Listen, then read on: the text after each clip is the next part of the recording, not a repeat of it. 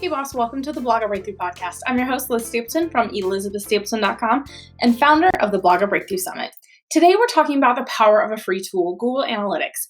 Matt Giavonisci of Money Lab is who I learned this stuff from when it came time to, figuring out all the cool things you could do with Google Analytics.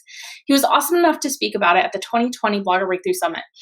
Remember, if you want to make sure you get notified when registration opens for the 2021 Summit, which will include even more amazing sessions just like last year, then make sure you're on our newsletter list. You can sign up at the link in the show notes.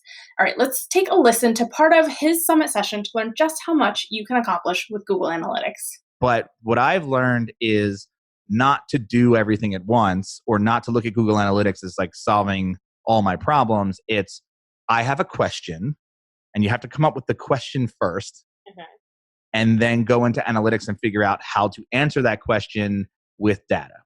And so that is the way, like when I set up anything in Google Analytics or whatever, like I usually write out a list of questions in Asana and then kind of like I have to scrutinize each question and say, well, is that question actually going to make me more money if I answer it?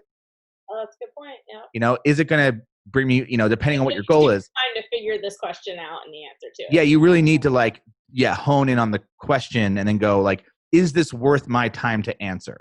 Yeah. And then if it is, you can probably answer the question using free tools from Google, including Google Analytics, Google Tag Manager, and Google Data Studio. Which is really just essentially all Google Analytics. Yeah. Yeah. And then there's some questions that you're like, well, maybe Google Analytics isn't the tool to solve this answer. Like maybe, are people subscribing to my website on this page? Well, maybe, your email service provider answers that question and not Google Analytics. And they both can, but there's going to be discrepancies. The thing for me is like, well, I just need one set of numbers to trust or at least one KPI to trust that I can go, okay, well, I'm just going to make that number better, right? And when it comes to affiliate marketing, which I know that's primarily the reason we're talking about analytics. I stumbled on this. I was like, there's got to be a way for me to figure out where people are clicking on my affiliate links. And then I started there, and then I ended up getting your course and jumping on. I was like, yes, there's definitely a way to do it.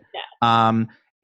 Depending on the affiliate program, the part of the issue that I always run into with affiliate marketing and measuring is finding out like the actual dollar amount conversion rate number. So again, the number of clicks, but how many of those clicks from that page converted? Maybe it's a small number and a page that doesn't send as much but converts the people better. Yes. That's where it gets nitty-gritty data, figuring that stuff out. 100%. And so there are clever ways to do it.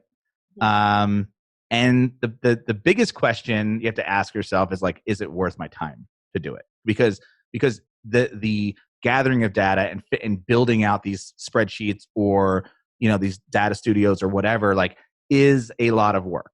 Yeah. But, once you do the work, you're like, okay, well then, once you do this work to figure out the answer to your question, like, okay, which, the answer in my case would be like, which page on my website is bringing in the most affiliate income, or which pages on my site are bringing the least amount of affiliate income, because that's maybe a better question. Because let's say if I went with the first question, which page on my website brings in the most money, it's already bringing in the most money. Yeah. So what would you do knowing that information? Well, I would go, cool. I would be like, yeah, dopamine hit. But create some new Pinterest pins for it or something, maybe. Yeah, maybe. Yeah. Yes, you could say, well, I'll just drive more traffic to that blog post, and since I know it converts the best. So yes, you're right. That's one way to do it. The other way is, or the other question you could ask is like, yeah, which pages on my website are bringing in the least amount, and go, well, that's an easy win, because then you can say which pages on my website are bringing in the least amount of affiliate links, but get the most amount of traffic. So just going onto those pages. Yeah, just going onto those pages and adding useful affiliate links will actually earn you more money like that day. Yeah.